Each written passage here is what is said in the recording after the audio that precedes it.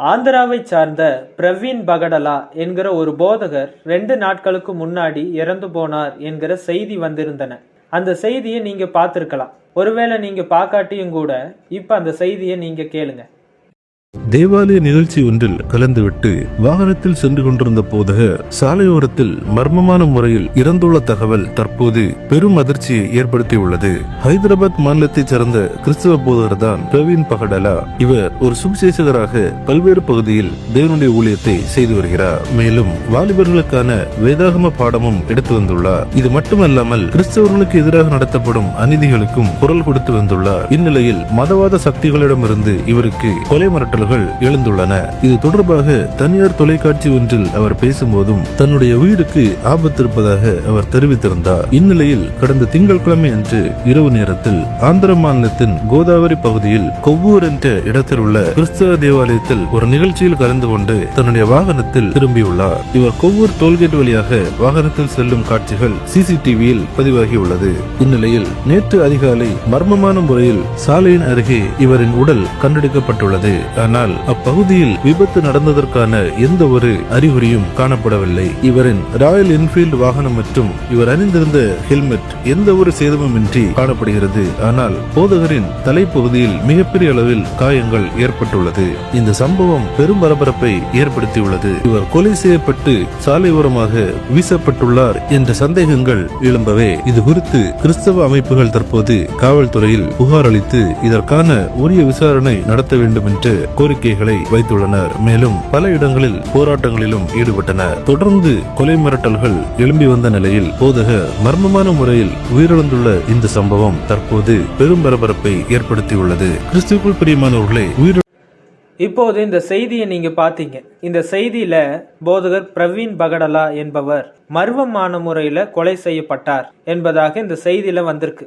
பெரும்பாலான கிறிஸ்தவ மக்கள் இவருடைய மரணத்தை பத்தி என்ன சொல்லிட்டு இருக்காங்கன்னா, 2 மாதங்களுக்கு முன்பாகவே, அதாவது ஜனவரி மாதத்திலேயே இவருக்கு கொலை மிரட்டல் வந்ததாக இவருடைய Facebookல குறிப்பிட்டிருந்தாராம். அதற்கு பின்பு இவர் எப்போவும் போல கூட்டங்களுக்கு 2 வீலர்ல போறதும் ஊழியம் செய்து கொண்டு வருகிறதுமாக இருந்திருக்கிறார். ஆனால் 3 நாட்களுக்கு முன்னாடி தான் ஏப்ரல் 21ஆம் தேதி நைட்டு ஹைதராபாத்துக்கும் விஜயவாடாவுக்கும் நடுவுல ஒரு டோல்கேட் இருந்திருக்கு. இந்த டோல்கேட் பக்கம் வரும்போது தான் இவருக்கு ஏதோ ஒரு மர்மமான முறையில யாரோ இவரை கடத்தி கொண்டு போய் உயிர் போக அடிச்சு தூக்கி வீசிட்டு போனதாக அநேக கிறிஸ்தவர்கள் சொல்றாங்க. நேற்றைய தினத்தில் இவருடைய ஃபியூனரல் சர்வீஸ் நடந்திருக்கு. அப்படி நடத்தி முடிச்சதுக்கு பிறகு இந்த போதகர் பிரவீன் பகடலா அவருடைய வைஃப் ஒரு காரியத்தை சொல்லி இருக்கிறாங்க. அது என்ன காரியம் என்பதை இப்போ இந்த வீடியோல நீங்க பாருங்க. I, Jessica Pagadala, wife of Praveen Kumar Pagadala, thank you, my deepest gratitude that everybody is standing for my husband. I praise God for making him what he is or was. I'm very proud of the ministry he did, and now me, my family and everybody here has to continue the ministry what he has shown us. And also, as our God Jesus Christ teaches us to be in peace and harmony, we have to show through our lives also. We are not here to take revenge. We are here to preach, teach his kingdom. I request everybody who followed him to be like Praveen.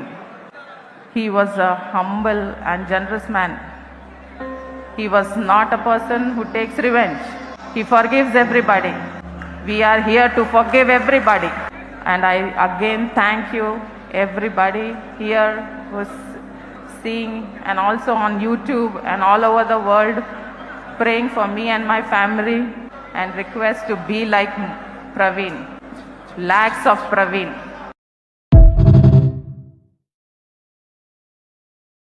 இந்த வீடியோல பிரவீன் பகடலா அவங்களுடைய wife Jessica பகடலா தான் பேசுறாங்க. முதலாவது, அங்க வந்திருக்கிறவர்களை எல்லாம் பார்த்து, நீங்க இங்க வந்ததற்காக நன்றி. தேவன் என்னுடைய கணவனை இந்த ஊழியத்துல பயன்படுத்தியதற்காகவும் அவர் செய்த இந்த ஊழியத்தையும் நினைத்து பெருமைப்படுகிறேன். நானும் என்னுடைய குடும்பமும் என் கணவர் செய்த இந்த ஊழியத்தை நாங்க தொடர்ந்து செய்து காட்டுவோம். இப்படி சொல்லிவிட்டு அவங்க என்ன சொல்றாங்க, தன்னுடைய கணவன் இறந்து போயிட்டாரே, அதுக்காக பழிக்கு பழி வாங்க வேண்டும் என்கிற எண்ணம் நமக்குள்ள இருக்கக்கூடாது. ஏன்னா இயேசு கிறிஸ்து நமக்கு அமைதியையும் பொறுமையையும் போதிச்சிருக்கிறார். அப்படிப்பட்ட போதனைகளின்படி நாம் வாழ்ந்து காட்ட வேண்டும்.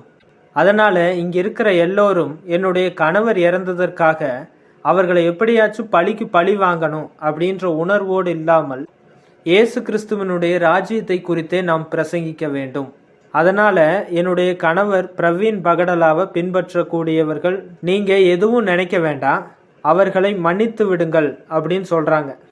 யோசித்து பாருங்கள், தன்னுடைய கணவனை அடிச்சு கொன்னுட்டாங்க என்கிற போது இந்த சகோதரிக்கும் இவர்களுடைய குழந்தைகளுக்கும் தான் மிகப்பெரிய இழப்பு. அப்படி இருக்கக்கூடிய நேரத்திலும் கூட தங்களுடைய மனதை ஆறுதல் படுத்தி கொண்டு அவர்களை பழிக்கு பழி வாங்க வேணும் அப்படின்னு நினைக்காம அமைதியாக போயிடுவோம், அவர்களை மன்னித்து விட்டுருவோம் அப்படின்னு சொல்லக்கூடிய ஒரு பக்குவம் இருக்குது பாத்தீங்களா? இதுதான் கிறிஸ்துவின் நிமித்தமாக கிடைக்கக்கூடிய ஒரு மிகப்பெரிய ஆசீர்வாதம் என்றே சொல்லலாம். எனவே இந்த வீடியோவை கேட்குற நீங்க எல்லோருமே இந்த போதகர் பிரவீன் பகடலா அவர்களுடைய குடும்பத்துக்காக ஜெபித்து கொள்ளுங்கள்.